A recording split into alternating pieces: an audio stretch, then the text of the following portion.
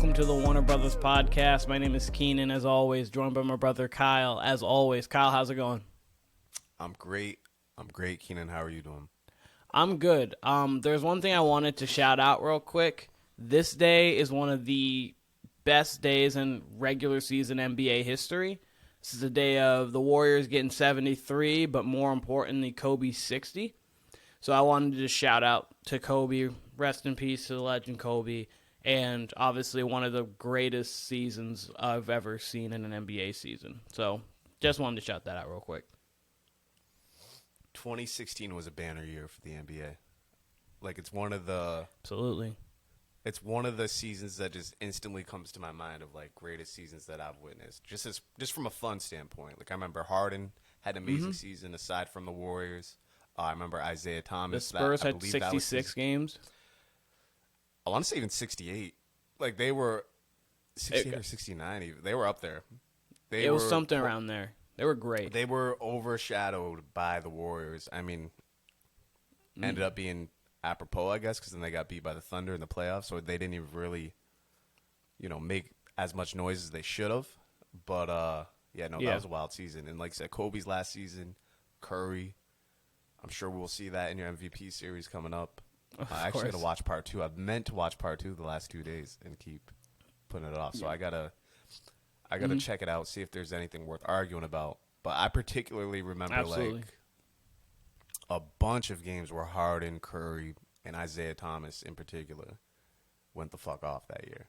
That was an amazing year. 2018 comes to mind. That whole stretch was amazing. But yeah, 2016 in particular. That was a LeBron from start to year. Finish. Great year. No, it was then Kobe 60. They were down 94-84 with like 3 minutes left. And then Kobe scored 13 after that point. He ended the quarter with 23. He had like 3 layups, 4 free throws, a 3 and a jumper. So he was legitimately like on one at that point, and he wasn't missing. It just really showed the greatness of Kobe, and it felt like an only Kobe moment in a weird way. Like, obviously, I feel like Mike could do the same thing, LeBron could do the same thing, but it'd be in their own variations. Just like the way it happened, it just felt so Kobe. Him ending with 60 on 22 of 50 when he shot 44% for his career, it just felt like almost a match made, like it was supposed to happen that way. So it was crazy. That game was... And it was happening at the same time as the Warriors game. Steph had 46 in 3 quarters, and they just blew him out, which was good because you could see the fourth quarter of the Lakers game in full. Yeah, I mean, it was a Warriors game, so they would have been in Cali, so they would have played at the same time, So, because I believe they played Memphis. Was that who they played? Was the Grizzlies? The Warriors played Memphis, and then the Lakers played the Jazz. So it sucks that they couldn't figure out a way to where they were not at the same time. But memorable night nonetheless. I remember, first you mentioned Kobe, it being perfect for him. It absolutely was, given Kobe's reputation as, your favorite gunner's favorite gunner. You know what I mean? And I mean that respectfully. Yeah, absolutely. Like Kobe, there's not a shot on this earth Kobe couldn't make. You know what I mean? So.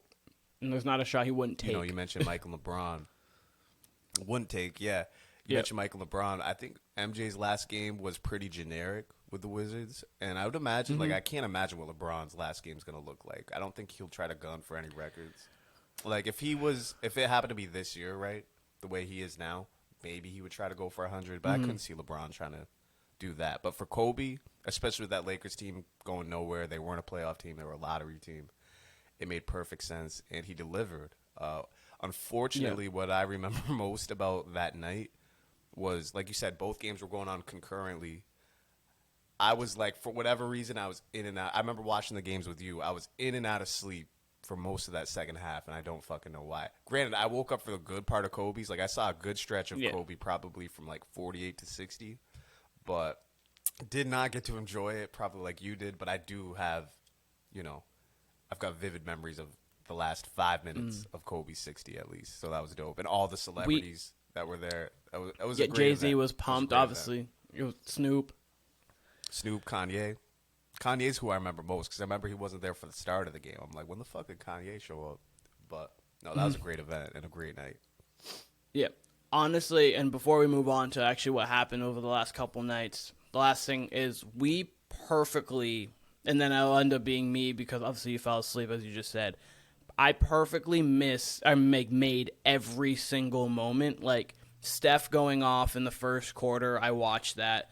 Kobe, like when Kobe went to the bench, it just happened to be that the Warriors were doing fun things. And then like I saw it in like the third quarter, saw Curry's 403, and then obviously that game just became a blowout. So then we went to the fourth quarter, and then it was just the Lakers all, and Kobe had 23 in the fourth and went off. It was just a great sports day. So I definitely wanted to mention that, especially for one of the greatest, probably the greatest NBA season of my lifetime. But we can head into.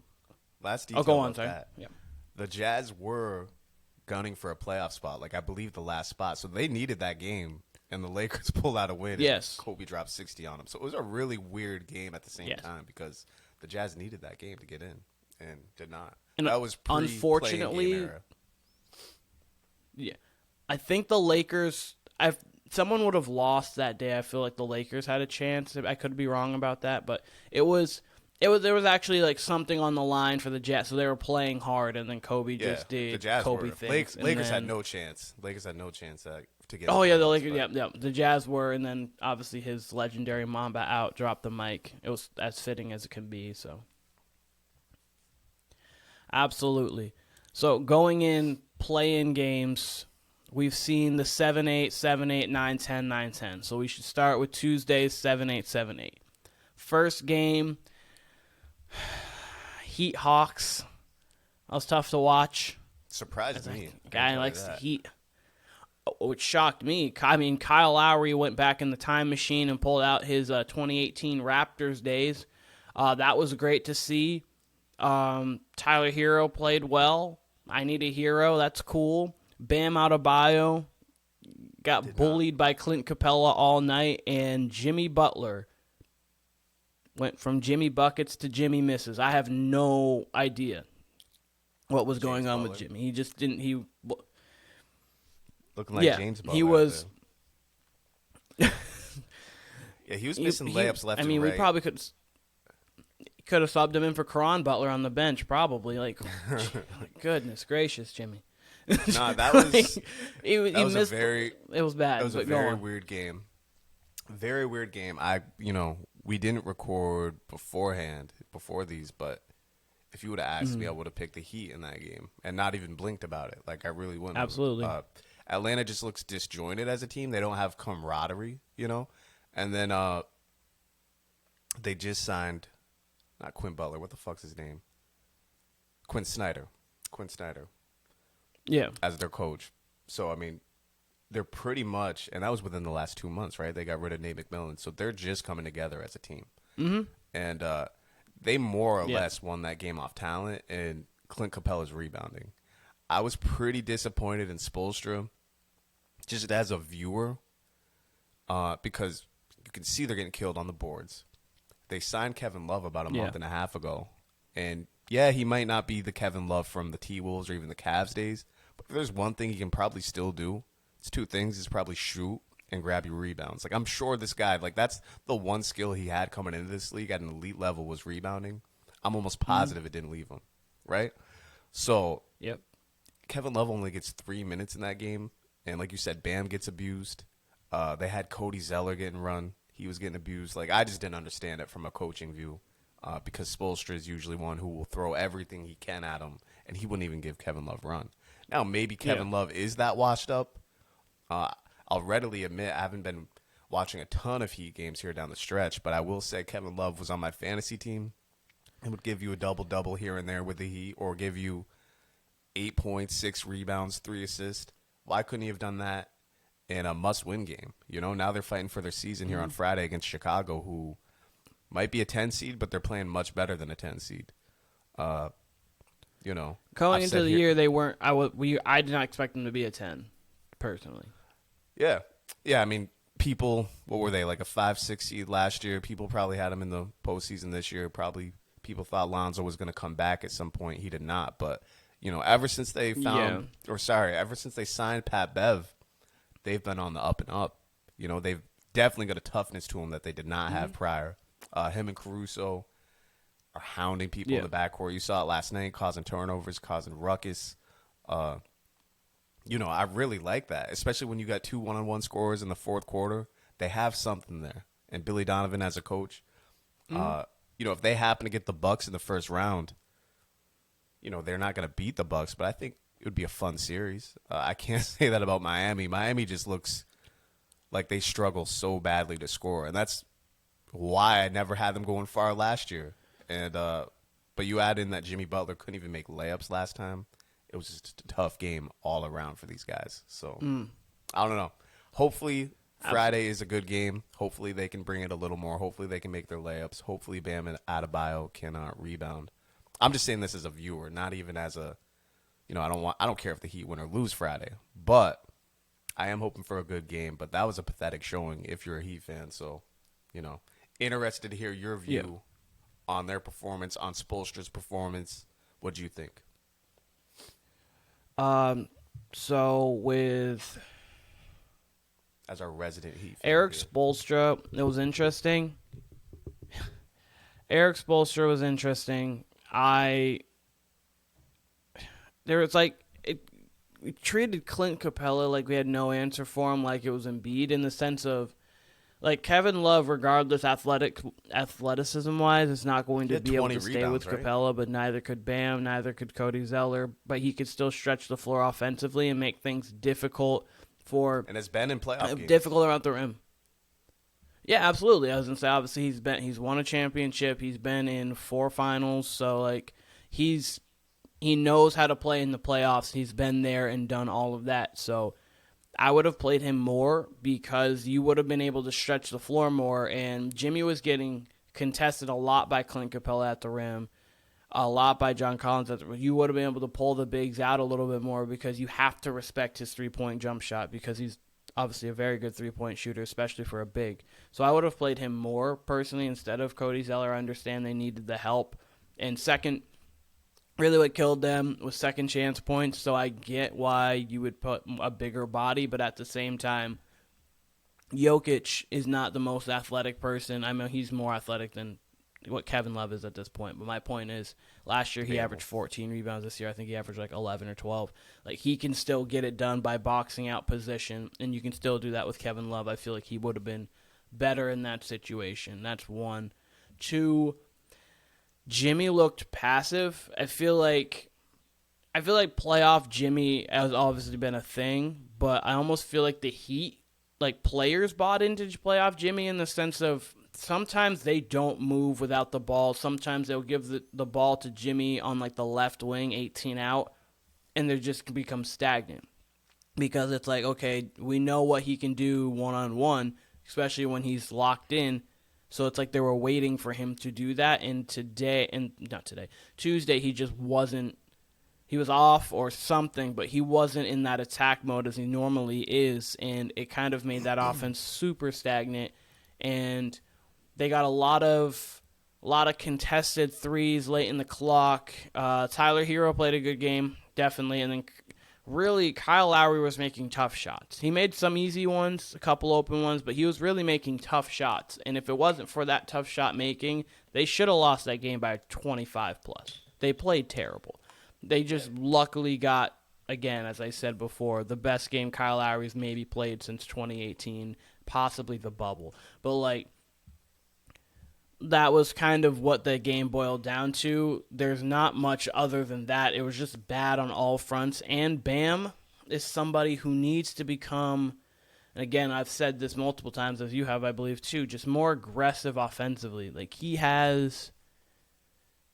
I've said that he could be 85% of what Anthony Davis is, in the sense of he has the versatility defensively. He can hop out on a guard. He can guard the paint. He's very good at protecting the rim. And offensively, he has a little bit of handle. He can step out and hit jump shots, but he also can finish around the basket. There's just not a level of assertiveness with him like He lets the game try to come to him too much instead of just going to take the game over himself, which I feel like he has the capability of doing but just doesn't. So that would be my Heat analysis, and moving forward, there's got to be more cohesion offensively. They can't just be looking for Jimmy Butler, and Bam's got to become a bigger focal point in the offense, especially against a Bulls team that is a little smaller. So they should, obviously they have Vooch, but otherwise they're not that big. They got Patrick Williams, who's like 6'8" and athletic. They should be able to match up with them a little bit better. So I think they should be okay. It just depends on how much ball movement they have offensively. See, I saw it a little differently. I thought the ball movement was okay. I didn't really have a problem with how they moved the ball as much as the energy they played with. You know, the Hawks seemed like the more confident team. The Hawks seemed like the more together team. As far as defense goes, even, like, they just had more energy on defense. They seemed like what I thought the Heat were going to do to Trae Young. I thought it was going to be I thought DeJounte was going to have a good game, which he did. I thought maybe even John Collins would have been more involved, which he had a regular game. But Trae Young did whatever he wanted. Yeah. And I'm not the biggest fan of Trae Young. Last year he did not. What's up? I said last year he did not. Last year they bottled Trae up all series long. He played maybe his worst 5-game stretch of his career. Exactly, and that's why I figured, hey, one game in Miami, it's going to be the same thing. You know, they're going to be physical with him. Yep. They'll allow Lowry to bump him a little bit. And, I'm not the biggest Trae Young guy, but, you know, he did what he does to a lot of teams, which is you can't stay in front of him. Like, he can get to wherever he wants on the court. I don't think Trae Young gets enough credit for how good of a natural passer he is. Like, he's a genuinely good passer and he throws some of the best lobs. Like, him and prime James Harden in that pick and roll where you don't know if it's a floater or a lob, that's tough to teach. That's really tough to teach, and that's tough to pull off. It really is. He's got that down pat. But he really dominated the game. He didn't particularly shoot well from three, but everything that was inside the paint, as far as dictating the flow of the game, I thought Trae Young and DeJounte had no problem doing that against the Miami Heat defense. And then I thought Miami was just you say stagnant on offense. I thought they were moving the ball okay, but they just in general didn't have energy, right? Like Bam's so limited on offense, as you were saying. Like, he should just be a little farther along here in year 7 under the same team. And he seems, like you said, he seems pretty okay with how limited he is. You know what I mean? Like, he's just very much 12 feet and in, some spot ups here and there, some floaters. He likes his floaters, but he's not particularly aggressive, like you said, even off the offensive boards. So, yeah, I would like to see Bam grow more. Jimmy, like I said, I think the ball was moving. I just think he had a shitty game. You know what I mean? He couldn't make anything at the rim. Oh, yeah, he just played bad. He was just bad. Yeah, it was unfortunate. They were down 24. Lowry gives you his best game in a while. He was playing out of his mind. Like, he was making every open three, contested threes. He was playing okay defense, not anything great. He was doing what he does, fouling a little bit and getting away with it. But he was the only one being physical on defense, you know? So, just a weird game, and how much they rely on Strus, Hero, Vincent, one of the Martin twins. I don't know which one they got, but they just... I don't know. I'm very interested to see what Miami looks like next year, regardless if they make the playoffs or not. They do have Nikola Jovic, who is, you know, supposed to be a stud here in the years coming, but clearly not ready. They didn't even give him any run last night at all, or the other night, I should say. Yeah. So really wondering what his role looks like forward, because I don't know. There's not a lot of outs for this team unless you trade someone like Jimmy or Bam. Because, you know, they're kind of stuck with Lowry for, at least 1 or 2 more years. I don't know what his contract looks like, but I don't know. Things could get very interesting very quick for Miami in this offseason, and not in a good way. Yeah, I was going to say, they're gonna have to make moves. They're going to have to do something. They are another, like, high-level all-star away from really getting back and competing again, in my opinion. I've thought that, though. Like, I would have loved, like, a Pascal Siakam on their team. I just feel like he would fit so well. But obviously, you're going to have to give up pieces to do that, which is going to be tough. I couldn't help but think last night, like I mentioned, when they got Kevin Love off the buyout market, like why not Westbrook? I can't imagine like Westbrook would have helped last night. He really would have, or Tuesday night. He would have He gave would him have at a least lot of brought energy. He would have brought energy. He would have crashed the boards. He would have created shots for your 3-point shooters. I don't know. They're a very Regardless weird of how franchise. bad or sometimes he can turn over, he would have at least brought energy. At least Yeah. would have brought energy. And that would have been okay. At least energy. And this is as someone who was kind of scared to death of facing the Heat in the first round. Like that would have been a 6-game series to me. Now I think we'll beat the Heat, I'll beat the Hawks in 5, the Celtics, but I think it would have been at least a 6-game series with the Heat, and I don't think they're talented at all. But and you got Jimmy Butler a few weeks ago talking about, I don't know if you saw this, but he's talking about, oh, this is when I start playing, this and that, this and that. He didn't show up last night, so I don't know. I would not be surprised to see them lose to the Bulls at all. I think the Bulls, top to bottom, are probably a better team. But I don't know. It's been a very weird season for Miami. I wouldn't be shocked either if they lost to the Bulls. Yeah, it's been a very weird season for Miami. They've been so up and down, and I really thought they would turn it up here towards the end of the season, which they kind of did. I mean, they had that 6 seed at one point, but yeah, disappointing if you're a Heat fan for sure. Yeah, absolutely. And then going on to the other game that night, talk about offense that was bad in the fourth quarter, especially for the Timberwolves. I'll get into that when we talk about the game in full. But the Lakers pull it out 108-102 in OT. LeBron 30, 10, and 6. He played pretty well at times. That game was the best was player on the court. Coming out of what's up? I said he was the best player on the court. Oh yeah. He tried to lose in the game a couple times here. Coming. He was the best player on the court.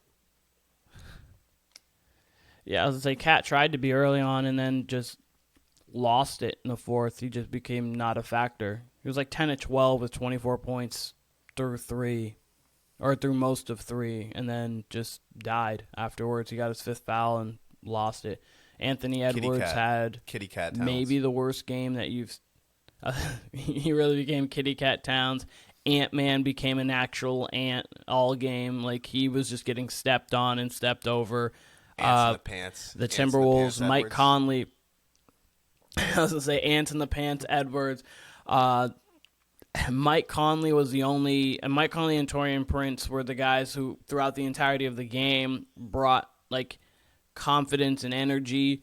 The fourth quarter, I want to speak on because people who are Lakers fans, I personally, if I was a Lakers fan, would not come out of that game feeling confident. I understand their way to win is slowing the pace for the most part, running things through LeBron, running things through AD, playing stout defense, and that's kind of how they won the game.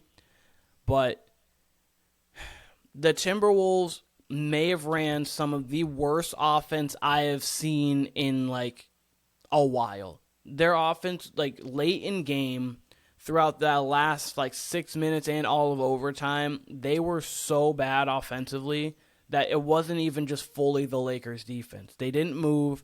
They'd give the ball to Karl Anthony Towns with like Austin Reeves on him. He would take one dribble, look to pass it. They'd get late in the shot clock. Mike Conley would have to throw up a 3, or Anthony Edwards would have to do something. And credit to the Lakers for not allowing him to like get a quick, easy bucket off of it. But the Timberwolves didn't move, didn't do anything offensively. But the Lakers couldn't take advantage of it. They couldn't inbound the ball properly. They tried to give the Timberwolves every chance to come back and win the game that they should have won anyways, but it was just not a great game at all to watch, especially in the fourth quarter and overtime. But again, in the playoffs, you're going to have those gritty wins, so credit for the Lakers to getting the win. Yeah, that fourth quarter was disgusting. The T-Wolves offense was bad, sure, but the Lakers offense was pretty equally bad, aside from LeBron, getting you good shots in the half court. I mean, you kind of hit it on the head with the T-Wolves right there, though. You said they had Austin Reeves on Karl Anthony Towns. Towns didn't even know what to do with him. I don't understand Karl Anthony Towns sometimes. He's such an offensive talent. I think he shoots probably near 40% from three for his career. He's got a legitimate like inside-outside game. He's got a post game. So why the hell wouldn't you use that on, 6'7" Austin Reeves? Is he even 6'7"? Shouldn't be able to guard Karl-Anthony Towns in any He's ball. not. He can't. Like, that's just the point. He just can't. But he just didn't do anything. Like, early in the game, Karl-Anthony Towns was doing what he wanted to. And then just was the moment too big for him that like Austin Reeves was just too much. And yeah, you're right. He shoots 39.5% from three for his career. So about 40%. Yeah, and, Towns was battling foul trouble, and apparently he doesn't know how to play with foul trouble. Maybe that was it. Maybe it kind of mind tricked him a little bit, having Austin Reeves on him. I don't know. I thought Conley played great. I thought he was really the only one who really brought it for Minnesota. He made those clutch free throws at the end. Yeah. Very rarely. That first one didn't want to go in. No, it came off ugly, and then he was good with the other two. But that first one did not want to go in. I mean, Anthony Davis fouls him.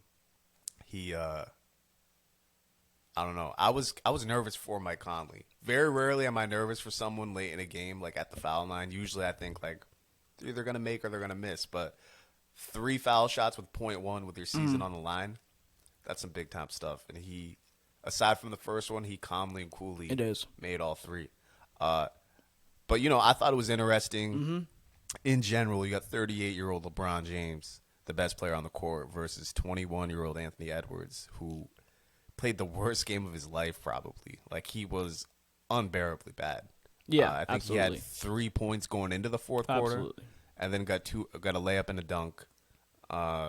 He had a block in the first quarter. That was really his only highlight of the game, and then other than that was a no-show.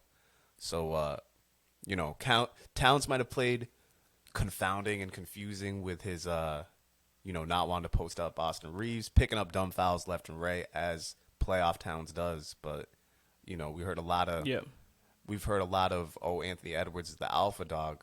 And, it was really Conley who kept them in that game the whole time. Now, like you said, the Lakers, I feel 2 ways about the Lakers.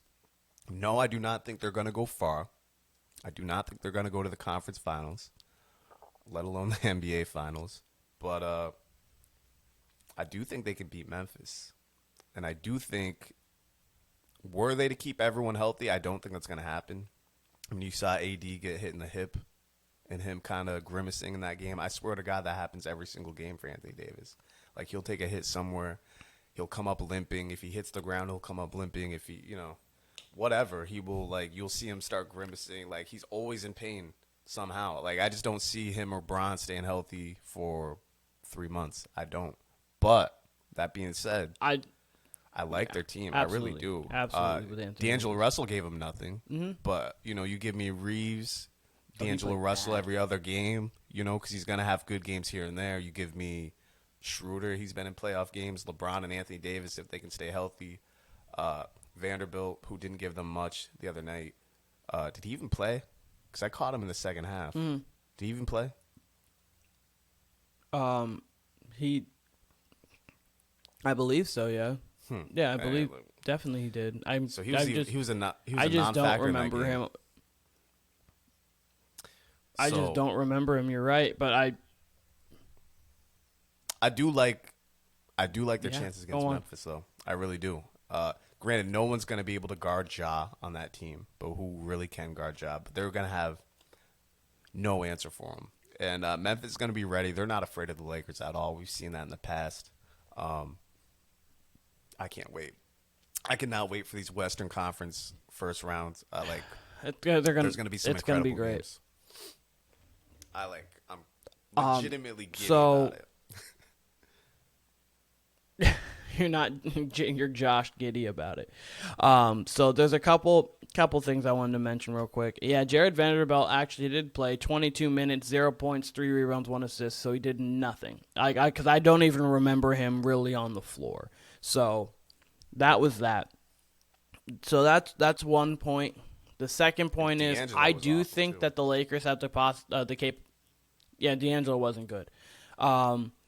They definitely have the capabilities of beating Memphis, especially without Steven Adams and without Brandon Clark. Their frontline depth is Jaren Jackson Jr. and then Xavier Tillman. So, they really do have the opportunity to kind of get to the paint more than you would naturally on the Grizzlies. LeBron lives there. AD lives there. So really, I think if they're going to win, this has got to be an AD series. This is kind of projecting forward. We'll talk about this, I believe, later. But I mean, if the Lakers and I'm not getting into predictions right now, but if the Lakers were to win that series, I think they could definitely compete with the Warriors, or I think they would definitely be able to compete with the Kings rather. So like that would be their next series, and then they would be seeing probably either Phoenix or Denver. Just I don't think the Clippers really have it without Paul George. If Paul George was there, it'd be a different story. Or if they can manage to get to Game 6 comfortably and Paul George comes back and instantly makes an impact, which is going to be hard to see. So they have the road to make noise in the playoffs. It's just will they? I don't know. I can't fully see it, but we'll get more to predictions later on. Is there anything else you wanted to mention on this game, or do you want to move to the 9-10s?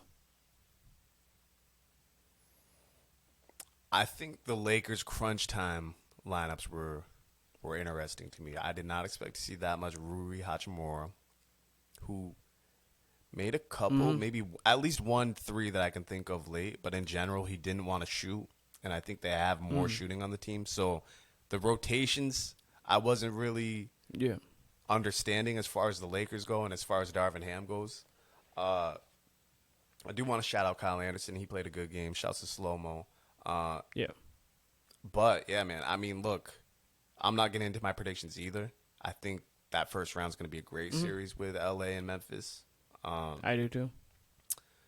But, man, if we could get Lakers-Warriors second round, I would not be mad at that at all. Granted, I do want to see the Grizzlies-Warriors rivalry.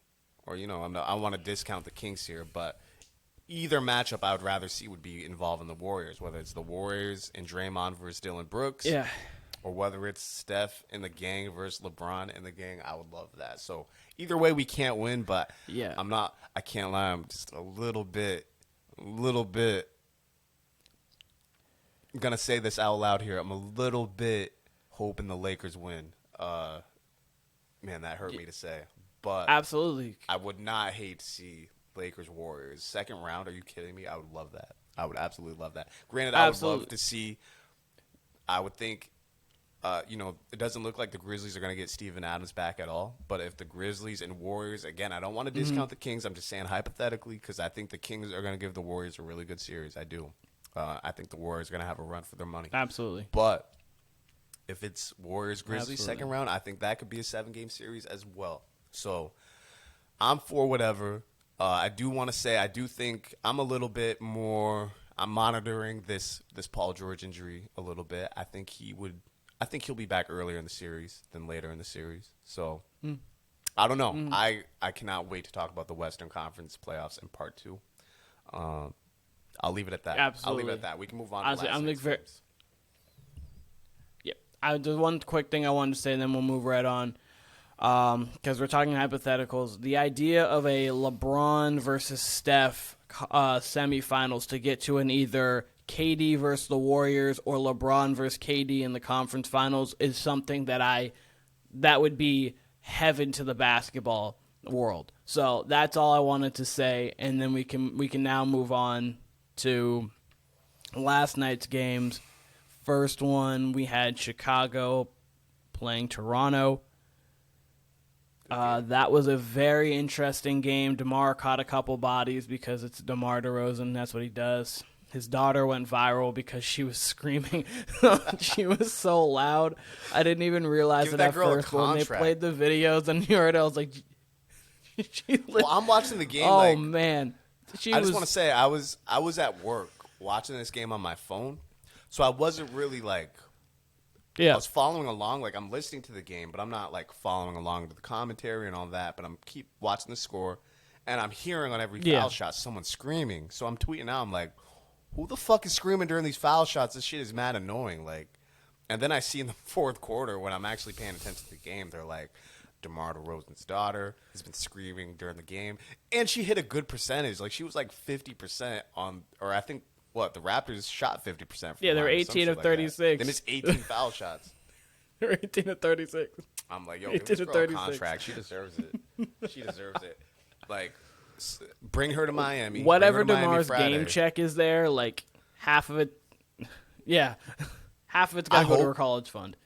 I hope Whatever someone. the contract was for the I haven't game. seen any of the post-game press conference from last night or anything, but I hope someone asked the Raptors players last night, like, did the screaming affect? Like, I want one of the Raptors players to give like props to this girl and be like, yeah, like we had no answer for it. It scared us.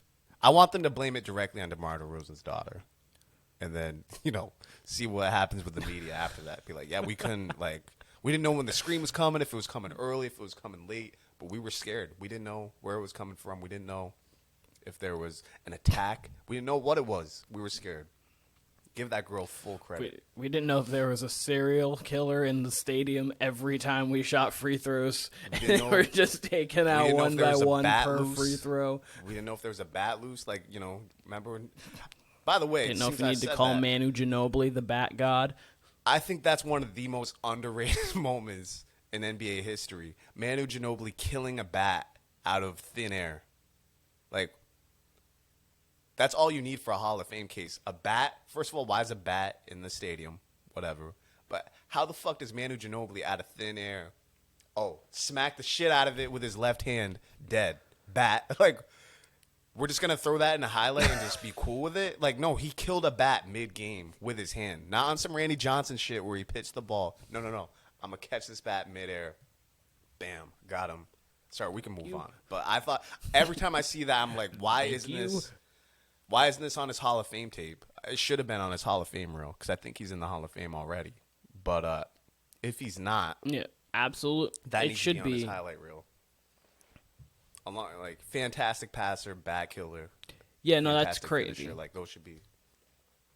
I'm impressed every time I see it. Every single time. I do want to just quickly, since you mentioned Hall of Fame, this is a great class. I just wanted to say this is a great Hall of Fame class. Dirk, Popovich, Wade, I think that came in. We have a few others as well. This is a great class. But yeah, back to the game. That was the Bulls showed some fight. The Bulls showed some heart. I was going to say the Bulls showed fight. The Bulls showed heart. They definitely they fought back and they were able to.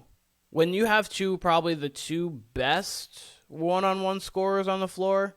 As I say, Fred VanVleet's a good one-on-one scorer. Siakam can do it as well, but probably the two best one-on-one scorers, especially when you get to playoff time and playoff basketball. As we were talking about with the Timberwolves, the Lakers, offense breaks down, and the reason why the Lakers were able to win their game was they had LeBron. The Hawks, they got up enough to where it didn't matter, but Trae Young was getting whatever he wanted to. The Stars are going. This is where you make your legend because the game is slower. Things do break down, and you need your best player to sometimes go get you a bucket. And that's what DeMar and Zach were able to do, especially DeMar late in that game. So I think that's what could kind of hurt the Heat when they see him. It's just obviously Jimmy should be able to do the same thing. We'll see what kind of Jimmy we get. Yeah, I mean, first of all, I just looked up Ginobili. He got inducted to the Hall of Fame last year. I don't know how I didn't remember that, but he got inducted last year. Yeah. I don't know if I agree. I mean, I get what you're saying as far as the one-on-one scores go, because I completely agree. When if the game's close and you got DeRozan and Levine, you've got a chance, right? Which is why I give them a great chance against Miami.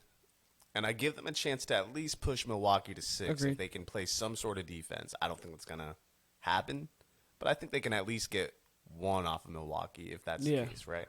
But I don't necessarily... Yeah.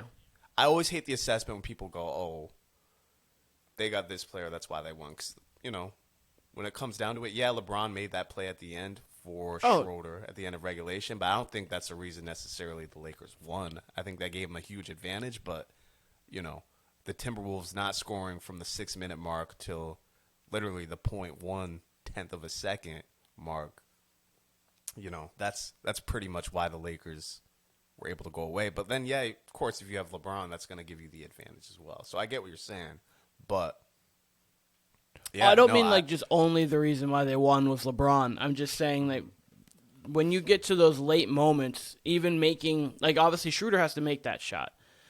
People have to make the plays that they are set up for or the whatever. But when you have someone who's able to kind of control the pace, control the demeanor and the style, and you get to play what you want to do, which is what LeBron was able to do, and that's a lot of the time kind of what you can do in a one-on-one set, that's really what gives you the lasting advantage. It's just, again, execution, and it comes down to who's on the floor and who's making those plays too. That's more so what I meant. Like, LeBron was able to kind of control how things went, but also at the same time, he was just, in that game specific, he was a beneficiary of bad play on both sides. Mm-hmm. That's it. Mm-hmm. Like, the Timberwolves played terrible late, and then the Lakers didn't play well late. He tried throwing the ball away a couple times himself, and he was just, they're a beneficiary of bad play. For sure. In general, as I've said many times, not a fan of the play-in game. So it's very weird to watch 9 versus 10 games in a playoff atmosphere, you know what I mean? Especially so the Bulls being the 10, it's weird to think that I think the Bulls might give the Bucks a better series than the Heat and then the 10 seed. You know what I mean? It feels like I'm going against my beliefs here, but you know, that is the case. So it's really weird to watch a game like last night where you have both teams playing with playoff energy. You know, the Raptors have a great home crowd. The Raptors brought it. They really did. They were probably the better team for the majority of the game, but were they really if you're missing 18 foul shots? That's pathetic. Like, if that was my team, I would be, like, pulling my hair out if my team's missing 18 foul shots. Granted, DeMar DeRozan's daughter was a factor, apparently. So, I mean, you know, whatever. But, you know, they had a good lead on the Bulls. The Bulls hustled their way back. You know, Billy Donovan is the coach's coach, and he throws out Caruso and Pat Bev to give you, you know, a 2-man full court press a lot of that fourth quarter, which, you know, disrupted the Raptors' offense. And then, like you said, when you got LaVine and DeRozan, it makes life a little bit easier in those crunch time moments when it's a 6-point game, 4-point game, 1-possession game, and you need a bucket. Yeah.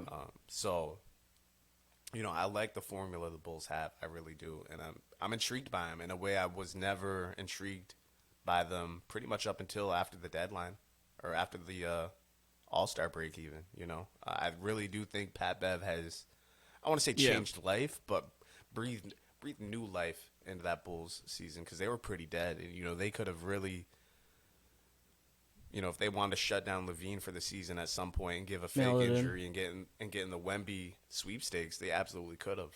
You know, they could have, but they're in the playoff hunt. They're 1 game away. They're facing Miami. I think that's going to be a great game. I don't have too much more to say about it, really. But, no, I like this squad more than I should as a 10 seed. I really do. And then I like it. I like them, too. I wish they had Lonzo. I really wish they had Lonzo because if they had Lonzo, I think that Lonzo adds. Oh, absolutely! They would have probably swapped spots with the Nets.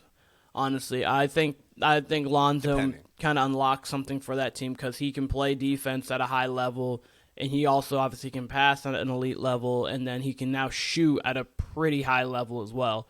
So, you adding a 3-and-D guy who can really run a show, adding that to that kind of team makes them very formidable. One thing that I want, I hear sometimes we don't do it because we don't. I just blame it on other people. I hate when people, media, whoever blame coaching for player mishaps.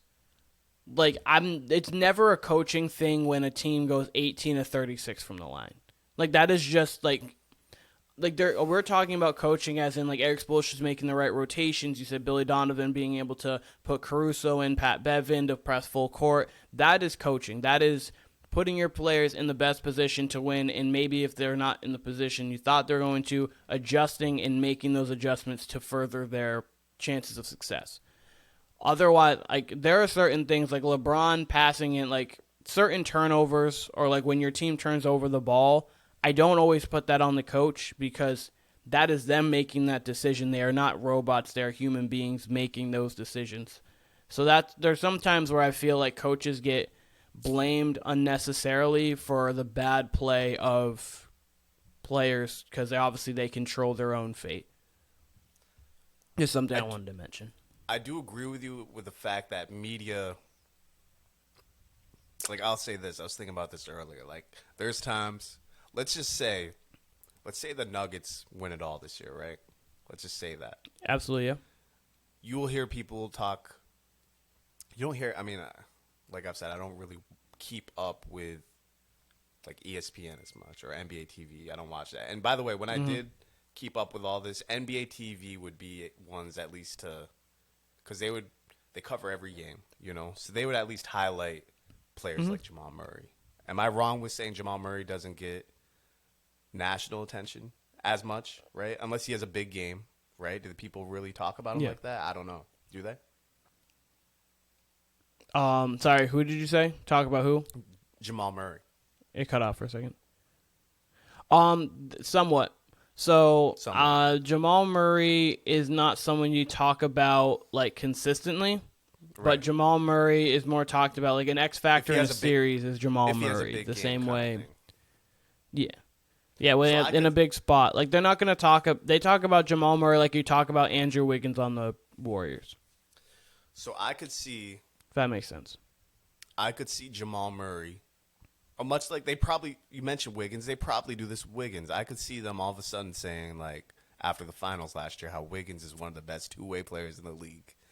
And I could see, like, if the Nuggets were to win this year, all of a sudden, Jamal Murray is one of the best offensive guards. And they'll latch onto it like they've been saying it forever. That's one thing I always loved when I was keeping up with shit was like, such and such won the finals now. Now y'all are going to give them respect like you've been giving them respect for the last 6 months.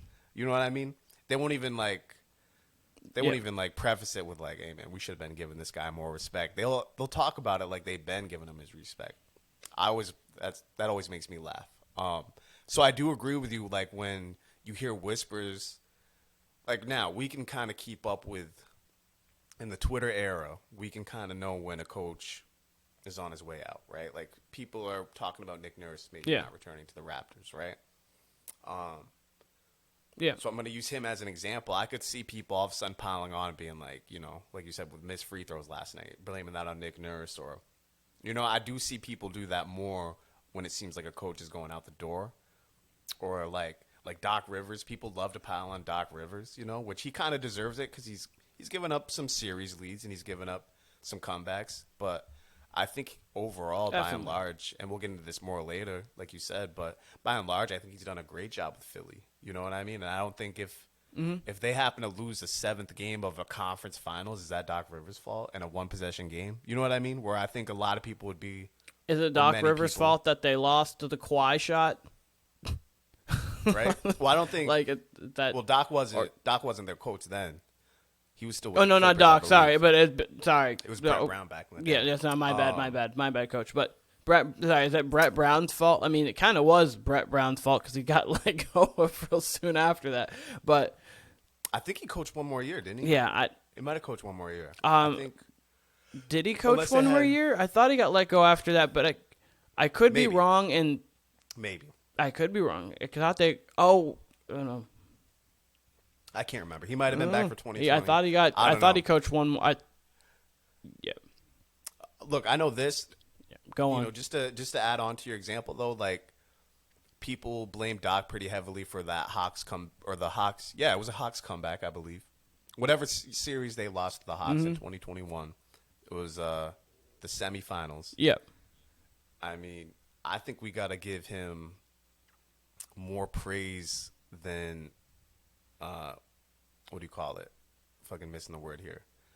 Criticism. We got to give him more praise than criticism for that series, given how Ben Simmons' career has played out. Ben Simmons isn't even going to get back on the floor for the Nets this year, regardless of how far they go in the playoffs.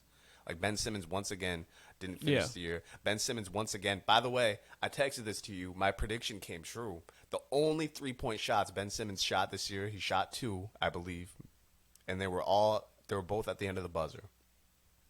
He did not even attempt a real 3-pointer this year. And he's, what, 6-7 years into the league?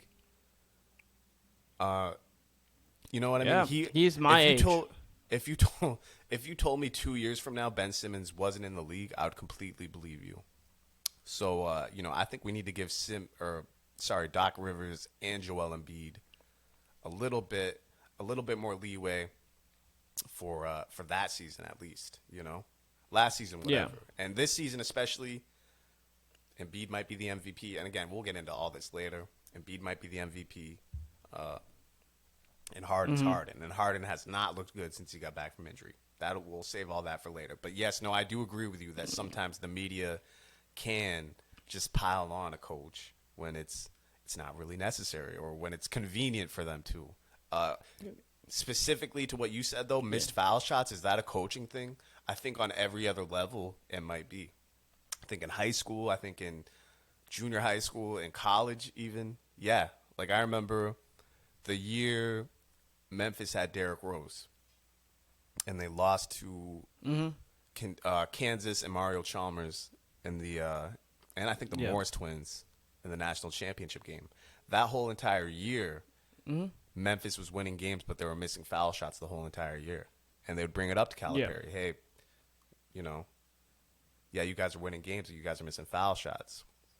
And Calipari would kind of brush it off. Sure enough, I think that's what led to the Chalmers 3 was a missed foul shot by, I forget if it might have been Chris Douglas Roberts or Derrick Rose, but they missed a foul shot, and that led directly to the Chalmers 3. And that was a big part of the game. So it's tough to say. I do think on any level that is coaching. I know this has nothing to do. This is nothing to compare to the NBA. But when I was coaching you guys, I harped on foul shooting a ton. Like that was one of the main things I made sure that you guys did every single practice, as well as when I was coaching junior high basketball. In the NBA, it's hard to tell because I was just going to say, in situations like junior high, AAU, as you were talking about with us, or college or whatever, you guys have a limited, college more so you have more time, but you guys have a limited time together. You have school, you have other things going on in all other aspects, so when you're together, especially like high school and things like that, when you're together for your 2 hours, we're working on those things, and if you're never focusing at the free throw line, that would be coaching because you're never practicing it. So basically, you're kind of going in whatever. In the NBA, you've got so much time on your hands. You have so much whatever. Like obviously, I understand that. I understand you're traveling and all that stuff. You may have like shoot arounds and things like that. But everyone gets in the gym. They can shoot free throws. You should not. And sometimes you're off. And that's fine to be off. I'm not saying everyone has to be 90% or better from the line. Of course not. But if you're blaming 18 to 36 on Nick Nurse, that's just not. You're in the NBA. At this point, you got to take some responsibility for some things. I can't blame Brett Brown and Doc Rivers for Ben Simmons being bad at shooting. At some point, he's got to take responsibility into his own actions. I understand there's a mental component with him, and I'm never going to push that on to him like it's a bad thing. We all have mental things we try to get through, so hopefully if he's still dealing with that, he gets through that. But on just a pure basketball aspect of it, him not getting better is not on Brett Brown, and he has to take onus for being, I am a number 1 overall pick. I am one of the most talented players in the league when I'm fully engaged and fully active. Why don't I just make myself fully engaged, fully active, and just better myself? But, Lonzo did. If we're talking about someone who had a broken shot, now he can shoot 40% from 3. That's on his work ethic. Here's one thing I'll give Lonzo. I just hate when you blame coaches for things like that. Couple responses. Yeah. I'll give Lonzo this. I think Lonzo at least shot well from the line, but his form wasn't good. So you're right there. He turned himself into a. No, not when he started in the league. That's right. Yeah, not when he started in the league. He was bad from. He actually was. He was good in college because in college he shot over 40% from 3 and he shot well from the line. When he came into the league, he shot, I can tell you, he went from 45% his rookie year to now in the 78, 75, 78 range. That's right, because he did have some 50%. That's right. He did kind of suck. You're right. You're correct. Yeah.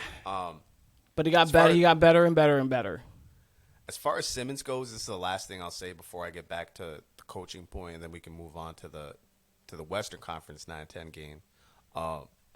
Simmons, maybe we should have seen this all along. I do remember, because I've long not been a fan of college basketball, as we know. I don't really keep up. But at least during that era, the mid-2000, this was like early to mid-2010s, I would at least try to watch the tournament here and there. And I remember watching Simmons hoop mixtape from high school and seeing like 10 seconds of it and being like, oh, this guy's deserving of the number one pick. Because that's a lot of things the media will do too. They'll like any number one pick, they'll be like, oh, this is the next guy, which every single number one pick can't be the next guy. You know what I mean? Yeah, and no. They would do it with everybody. I've tried to say that for like some years you're just not him. Sorry to interrupt, but sometimes you're just not that guy. You can be good, but you're not. Not every number one guy can be a franchise guy, exactly. And Simmons, when I saw his hoop mixtape, I was like, this guy he absolutely is. Now, then I saw the record at LSU, and I remember like hearing how he was doing well, but the team wasn't. And I'm like, okay, this guy's supposed to be a 6'10" point guard. They should at least make the tournament. They didn't even make the tournament. I don't know if you remember this, Keenan, but he left LSU before the season even ended. He didn't even finish the season. Yes. So maybe we should have seen this coming along the whole entire way, because you compare him to the other Sixers number one overall pick, Markelle Fultz, who has done a complete 360. Like, he's one of my favorite stories in the NBA. I always loved his game, but now to especially see it finally come to fruition, and him finally looking like a number one overall pick, because he's doing it on both ends. He's playing good defense. His shot is now all the way back. Shouts to Markelle Fultz. Watch out for him next year. I'm not gonna give an early prediction, but possible All-Star for next year. I'll say that at least.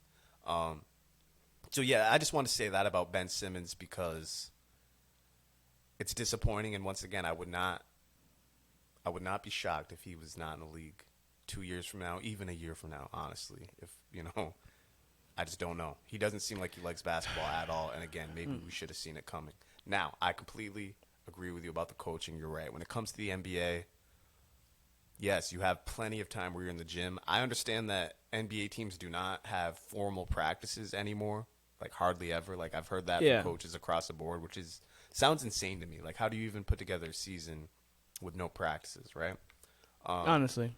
So if the Raptors, I mean, I wouldn't know. We'd have to look this up. If the Raptors all year shot poorly from the line as a team, or they were like on the lower half of the league in foul shooting percentage, then yes, I would say that's coaching. But last night, no, that's just focus and players and DeMar DeRozan's daughter, if that's the case. Absolutely. If they were consistently good during the year, right? So once again, shouts to DeMar DeRozan's daughter.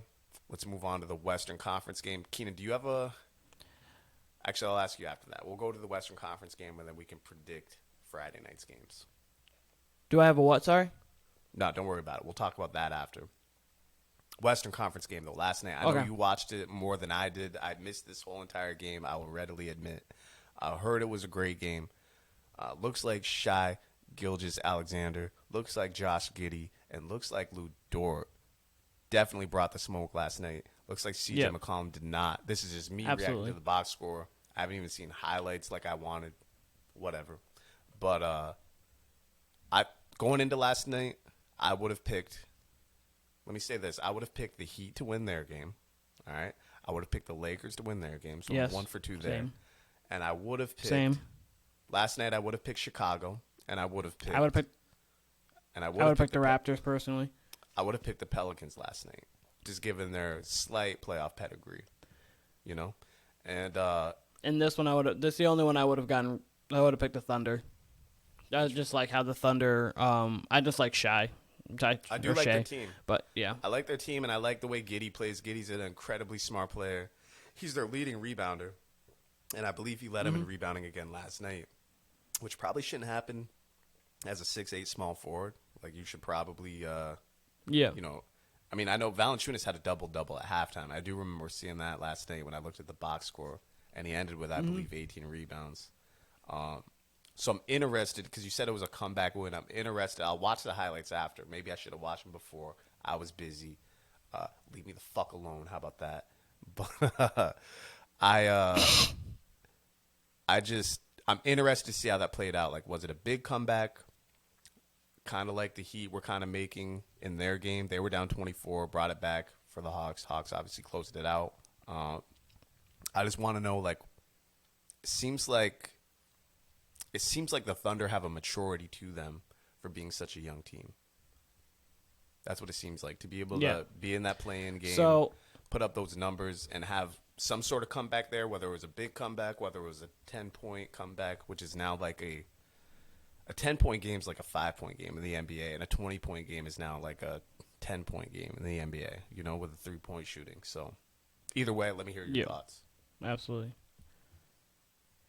So my thoughts on the game, it wasn't, because I watched some of this game. I didn't watch every single thing, every part of this game. The Thunder had a huge third quarter. They won the third quarter by 15.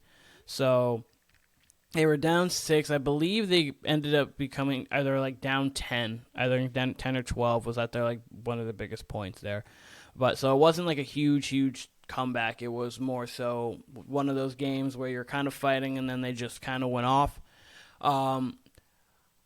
That you're right, where they look super poised, and that is something you don't really see from young teams like they are, and I think that could bode well for them, especially in the future. And I think that could bode well for them in the future. They've got talent. They've got, like, Josh Giddey's nice, obviously. They've got Gilgeous-Alexander, a very, very good basketball player, top 15-ish in the league right now. You've got Lou Dort. If they can, they got Chet, who's not even here yet. We don't know how he's going to be. Depends how his body can hold up. But they've got some pieces. They've got legitimate pieces. And what pick do they have that's not theirs that they put them in the Wemby sweepstakes? Don't they have another pick that possibly puts them there? Or am I wrong by that? Not familiar. It's possible. I wouldn't be surprised, given all the picks that they have. Yeah, I thought that they had.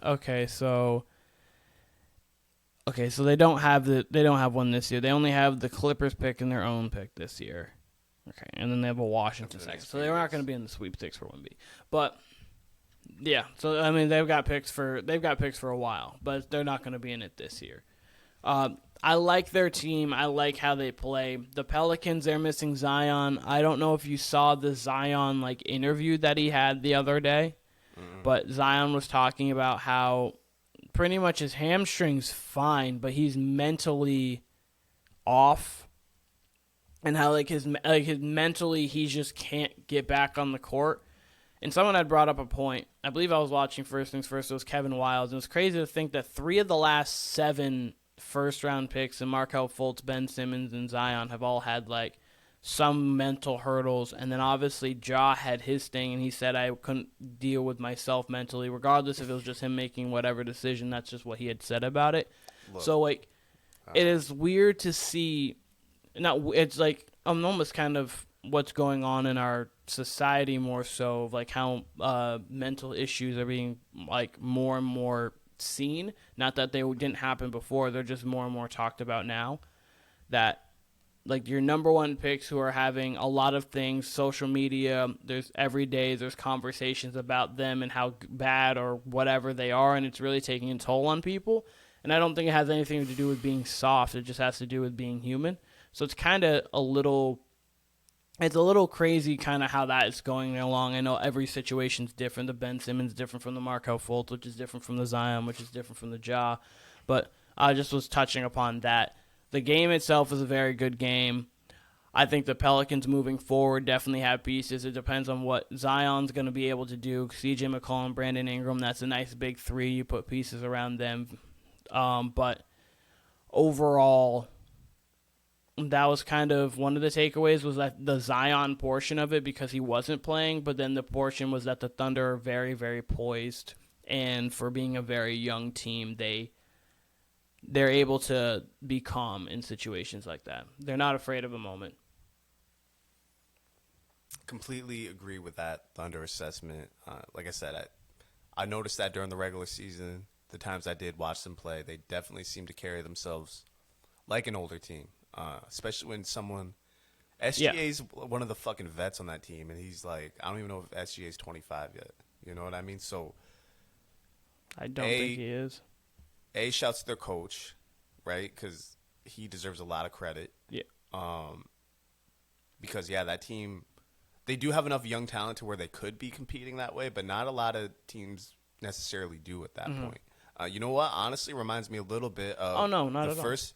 Reminds me a little bit of the first iteration of the Thunder with Westbrook, Kevin Durant, I was James thinking Harden, the same because thing. they were ahead of schedule. Difference with them though, they Absolutely. had the vets. They had someone like Nick Collison, who might have been younger at that time, but they still had vets on their bench who could talk to the young boys, kind of thing. Whereas this one, it's all Yeah, you know, absolutely. kids in their mid-20s and younger. You know what I mean? So different ball game here. So very impressed by them. I want to respond to what you said about mental health and Zion and Ben Simmons, Markelle Fultz. Absolutely. Shouts to Kevin Wiles, by the way, because I don't watch Fox Sports, but I hear him from time to time on podcasts. He's pretty funny. He's entertaining. I fucks with Kevin Wiles. Now, Yeah, he really is. He is. in regards to mental health, I work in mental health, right? Or my previous job, I worked. I'll say this: I've worked in mental health in some capacity for the last 8 years now, at least 9 years, actually, 9 years. Yep. And being a professional athlete, I think any professional athlete would tell you that the job is more mental than physical, or at least equally as mental as it is physical. I did not see that Zion interview. I'm surprised I didn't. I'm surprised I didn't see anything about this on Twitter or anything. You mentioned Ja Morant too. Okay, so if Ja Morant, if he doesn't get caught on IG with a gun, like if he's not even caught, he put himself out there on Instagram with a gun. If that doesn't happen, Yeah. Ja Morant probably never. I don't want to make assumptions here, but he probably never gets suspended for whatever time he did. He probably never goes away, and he probably keeps balling out, and he probably makes first team or second team All NBA, which he might not now just because of the time he's missed. I don't think anything different happens with Ja Morant as far as anything. I really don't. Maybe he had the wrong people around him, or maybe he was making dumb decisions as he's a 23-year-old, right? A famous 23-year-old athlete. That's nothing we haven't seen before, right? We have not seen it one iota affect his play. Ja Morant, he came back and he played like Ja Morant. He was dunking on people. So Ja Morant was, to me, I'm not going to speak for Ja Morant. Obviously, this is just my view. I think Ja Morant was just saying what his PR team told him to say. I don't think there was really any mental health issues there. I think he was just making dumb decisions as a 23-year-old. Simmons, we just talked about. Do I think it was mental health? Sure, if you want to point to that, whatever. But he's had interviews where he will readily say, like, oh, it wasn't my problem in Philly, right? And we've seen the same problems with him in Brooklyn as we did in Philly. He doesn't want to shoot the ball. He doesn't want to play. Apparently, like I just said, we saw that at LSU. Yeah. We left LSU early. Is that mental health, or is that not wanting to be a professional athlete, right? To me, with Simmons, I think we've there's a level of both, but I think it's more on the latter than the former, from what you said. Yeah, for me, like I said, I've worked in mental health. I think it's kind of disgusting when I'll point out Simmons. I think Simmons is using that. I really do. And you might, if you want to say I sound away for saying that, for saying like, who are you to point out someone's mental health? I think we have enough history with Ben Simmons to say he just doesn't want to fucking play basketball. Like, it's not anything to do with being, like, maybe he does have pressure when it comes to shooting. That I can see, sure. That we've seen that with plenty of players. Dwight Howard, Shaq. I mean, Shaq, it might have been skill, but everyone else, like, I remember seeing Dwight Howard's practice numbers with foul shots, and it was like 80%. But he's probably, like, a career 52% foul shooter, maybe 60%. That's mental. And we've heard that from a lot of players. But in general, I don't believe mental health is holding back from Ben Simmons being a professional basketball player. No, I think I think we've seen he's making that choice. That's me personally. Markelle Fultz, he had the yips with his foul shot. That's a completely different thing. That is mental health. But that's more of a athletic mental health thing than a off-the-court mental health issue. right? Like he probably definitely had to see a sports psychologist for it. And we've seen instances about this in different sports, whether it's a kicker getting the yips, whether I believe it was Chuck Knobloch in baseball, if you know about that. He's a 90s baseball player. I believe I saw a catcher. I don't know in depth. I believe there was a catcher who had the yips one time. Like he couldn't, something happened. He made a bad throw one time, like back to the mound. And he would you can look this up. He would pump fake every time he threw it back to the mound. Like he just had the yips, which is a lot. That's pretty much exactly what Markelle Fultz had for whatever reason. And he's shaking that off. Now we get to Zion. Keenan, can you please look this up? How many career games has Zion played in these 4 seasons? Maybe even 5 seasons now. 114. He's played 114 games total. That's no playoff games, right? 114. No. So that's equivalent to a full season and some change. That's how much we've seen Zion over what? 5? Is it 5 seasons? He's essentially played a LeBron James 2016 season. Yeah, in his whole career. Essentially, in maybe a game or two. If you're counting the playoffs as well, that's what I'm saying. And it's been 4 or 5. He's pretty much played that. And Plus it's been maybe 4 a or game 5 two. seasons, and anytime we've seen him on the court, he's wreaked havoc. And Absolutely. From the shit I listen to, the podcasts I listen to with that got people around the league on there, I've heard a lot of Zion takes his fucking time to get back on the court. When you say mental health, I'm just kind of I don't know, man. It doesn't seem that way. When you're playing that well and that hungry on the court, this is coming from him. Maybe so. That's Maybe why so. I was kind of. And I'm sure, guess what? You know what? I'm sure every single athlete coming back from an injury, especially if it's something like a torn ACL, I'm almost positive you have to get over a mental hurdle, which is why it was so impressive that KD came back the way he did, and why I was so, I don't want to say hard on Klay, but I did not expect Klay to return to form for a good year and a half, and I think that's about what it was. I was shocked that the Warriors won it all last year, almost in spite of Klay. Klay was very hit or miss last year, right? And that's to be expected when you have. He had a couple games, but that's expected when you have a couple major injuries. Zion has had a lot of nagging injuries, not major injuries, right? He pulled his hamstring. He pulled his hamstring in mid to early January? I don't know. I'm just not buying it. That's just me. I'll put my name on it. I'm not buying it. I think it's very convenient to say that. I do. 10 toes down. Yeah. And again, if this was a torn ACL or a serious injury like that, I'd believe it, because we've seen that with Derrick Rose, where he didn't come back the same. And that is mental. That is very much not necessarily mental health, but your mental, confidence in yourself when you're coming back from a serious injury, from serious time off. A pulled hamstring. Come on, bro. Come on. Zion could very well be on the court playing right now. And he said that. So, I don't know. That's going to be something to monitor in this offseason. I don't know. I'll save my thoughts for Zion another time, even though I just kind of gave them. But him as a whole, just as a player going forward in this league, I will save that for another time. And we need to get Brandon Petty on, because I think it would be a perfect time to review him calling him a bust, because we thought that was crazy at the time. And you know what? He's kind of looking like a prophet, because 114 games in 5 years is basuda. So, there's nothing there. Mm-hmm. Nothing there. And when he's on the court, we might have to have him on. Absolutely. When he's on the court, he's a terror.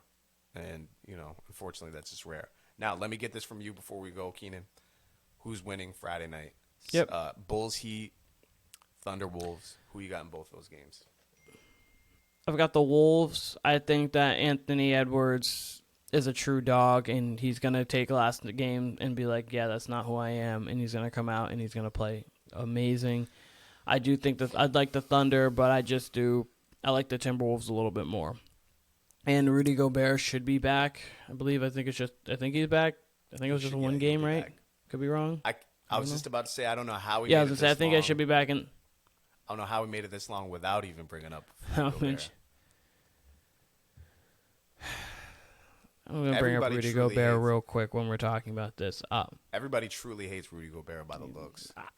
Tareem Prince got right up in his face after he threw that little weak-ass punch. He spread COVID, so he did start COVID. He was the starter spreading COVID.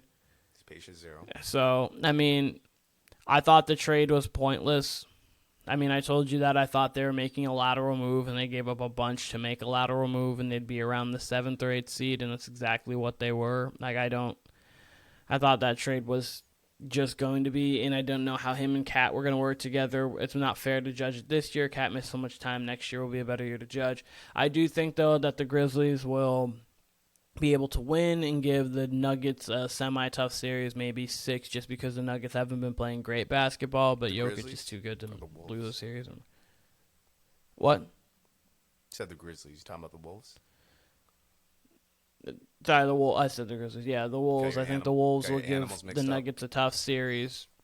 Yeah, the Nuggets a tough series, but Jokic is too good to let that happen.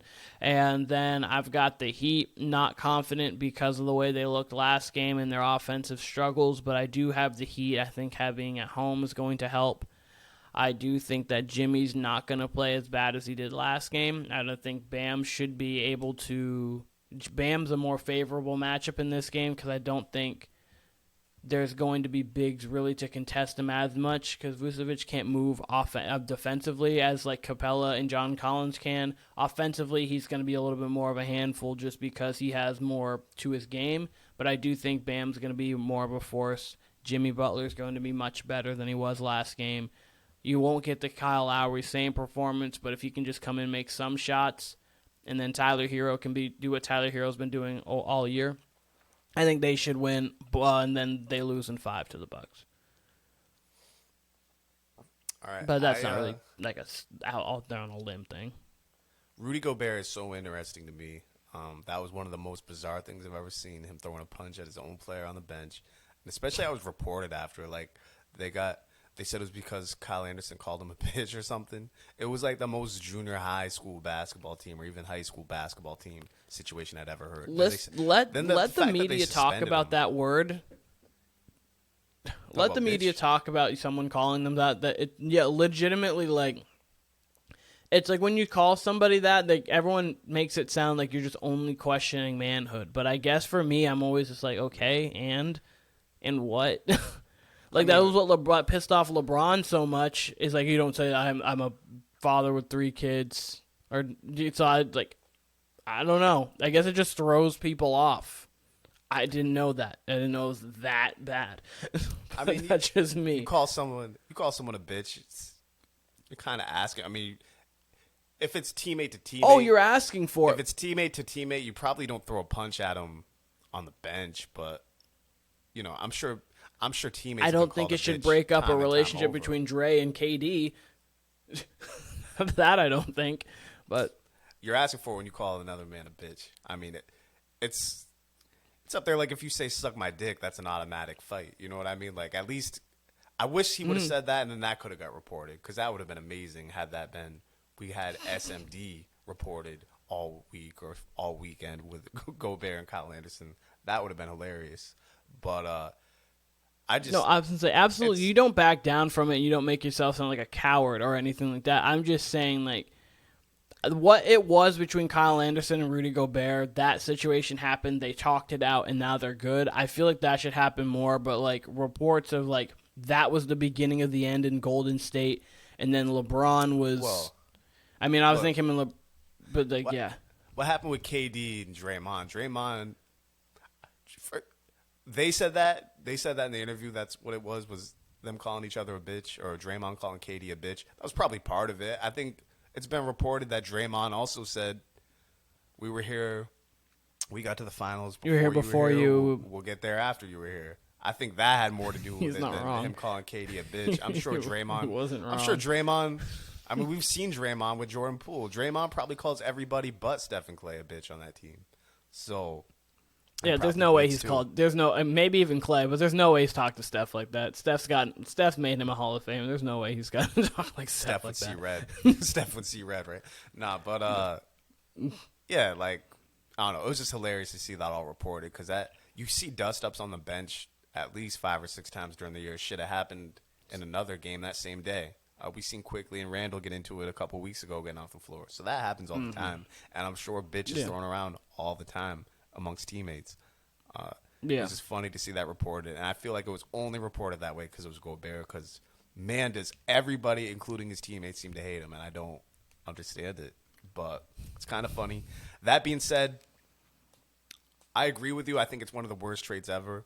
The only part I defended when it happened was that even though it doesn't fit, Gobert's good enough on defense, and he's a good enough player in general to where, they'll win games with him. You know what I mean? And if he plays if he plays Tuesday night, who's to say they don't beat the Lakers? I mean, LeBron was getting to the rim at will when Towns was out, and then they had their small lineup in, so, he probably does affect the game that way. Yeah. That all being said, Keenan, I'm going to take the Wolves as well. For the same reason I was going to take the Pelicans. So maybe I'm underestimating the Thunder. We'll see. It's another prove-it game for them. If they can win 2 games as the 10, get into the playoffs, that's a hell of a feat by them. I am going to take the Wolves, though. And I'm going to take the Bulls in the Bulls-Heat game. Do not like what I saw out of Miami the other night, obviously. And I don't know. Like I said, I like the Bulls. And I really just like their offensive options better, which it comes down to. I really do think if the Heat were going to get in, Tuesday was the game to win. Now, that being said, am I discounting them at all? No. Like, I think Spoelstra for one game, Jimmy Butler. I don't think Jimmy Butler's going to have 2 bad games in a row. Bam's very limited on offense, so we'll see. We'll just see. I lean the Bulls, but I think it'll be low scoring. I'll give you a prediction. I think it's going to be under 100 points each team. Something like a 96-94 game, old school. And, I got the Bulls on top. The lower the score, the better for the Heat. Bulls on top, it'll come down to the last shot. And you're right. But I also think the Bulls are made for that game, too. That type of game, at least. Oh, they can play that game, because their half-court offense is good. When you have DeMar DeRozan, your half-court offense has to be at least solid. So they can definitely score in the half-court, which is what that game would be if it's going to be that low scoring. But if you told me the score of the game was 125 to 122, I would I'd probably say the Bulls won. If they can keep it, under 110, should be okay. Hope they'll be okay. Let me say this before we sign off. Yep. UFC 287 was the best card of the year. AP versus Izzy more than delivered. Izzy got that knockout classic moment. I don't think I've ever reacted to anything. It was the coldest celebration I've ever seen in my entire life. That was a cold celebration. He even stunted on his 12-year-old son after, which is pretty funny, honestly. Deserved it. I loved it. I don't know if the 12-year-old deserved it, but it was funny regardless. Loved it. But it was a great card. The main card, all 5 were pretty entertaining. The most boring fight might have been the Burns-Masvidal fight, but it at least had enough action to where it wasn't boring overall. You know what I mean? But if you're comparing it to the 5, maybe it was the least entertaining. You could also say the first matchup, Christian Rodriguez versus Raul Rojas Jr. But those were the 2 decisions, and overall they were entertaining fights. The other 3 were finishes. Rob Font got a finish over Adrian Yanez. Kevin Holland got a finish over Santiago. Can't pronounce his last name. But the main event, AP Izzy. I could watch that fight a million times. I could watch a best of 7 of that fight a million times. They are strikers of the highest level. If I could put that in basketball terms, it would be like what we're gonna get if we get Nuggets Suns in the second round. Like a level of offense we're gonna get in that matchup. Mm-hmm. That's what it's like watching. Even Alex Warriors Pereira. Kings. Yeah, Warriors Kings even. The Kings have such a great offense. The Warriors are known for offense. Obviously, it's just not the star power with Fox and Sabonis, but they still have. That's gonna be a great offensive series the entire game, or the entire series. So. But I have a quick question about the Izzy fight. Sure. So, obviously, that was a second-round knockout, correct? Mm-hmm.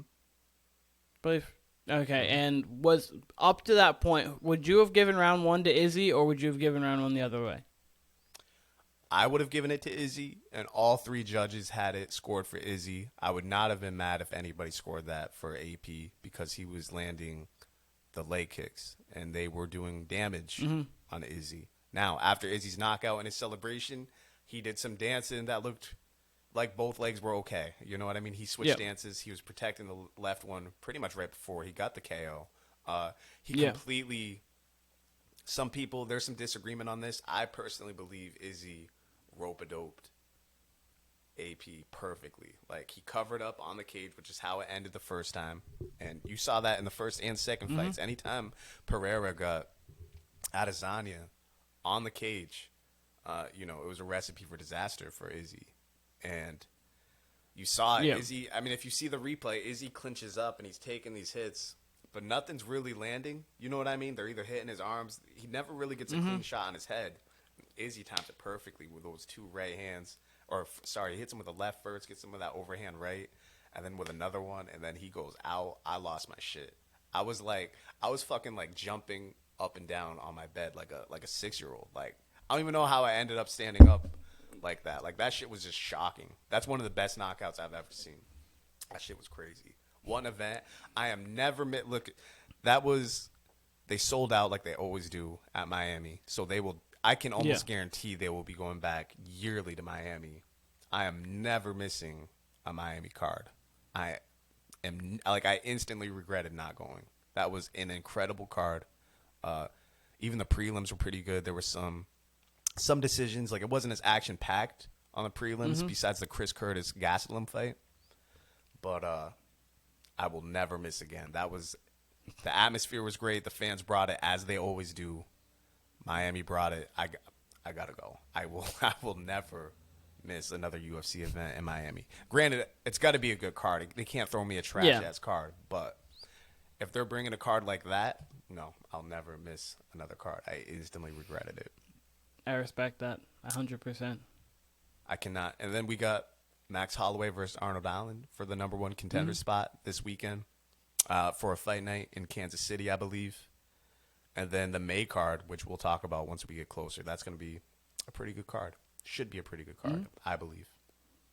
It looks like a letdown coming off the last one, but I think it's going to be entertaining. What's the main event of that? That's Aljamain Sterling, Henry Cejudo. It'll be Henry Cejudo's comeback. I believe he's 3 years gone, coming back for the bantamweight belt. Okay. Interesting. I like to get my UFC knowledge here. I gain it here, talk to Gabe at work between you two, and then if I ever talk around Trent randomly about it, I get my UFC knowledge there, keep up with it as much as possible. So I appreciate it. Need to get Trent on here to talk NBA, and that way I can get all this. I have like a million UFC hypotheticals. He's usually more interested in talking NBA. Like, he'll shortchange it a little bit, but that's because he's saving it for the Warner Brothas podcast. So I think we need to get him on in 2 weeks, a couple weeks. We'll try. I want to go through this. I want to go through this MVP thing, and then I want to get him on because he's been talking with me about this, about the MVP list that I've been putting together, but because he's been very curious. So once I get the 20 through 1 or 15 through 1 rather, get him on, get his full thoughts. 6 through 10 is coming out on Monday as normal. If Kyle's willing to join me, I would like to have him on this next one. That's up to him, though, if he wants it. We record around Saturday, Sunday, so. I'm ready. Okay, absolutely. So you should be seeing the second half of the Warner Brothas podcast on with me as well, but this was the Warner Brothas podcast. We'll be coming with a part 2. As I say, this is part 1. We'll be coming with a part 2, hopefully involving friend of the show, guest of the show, Camden Dennis with us, talking predictions, awards, so on and so forth. We managed to put a lot together. So, like, comment, share, subscribe. Warner Brothas Podcast. We're out.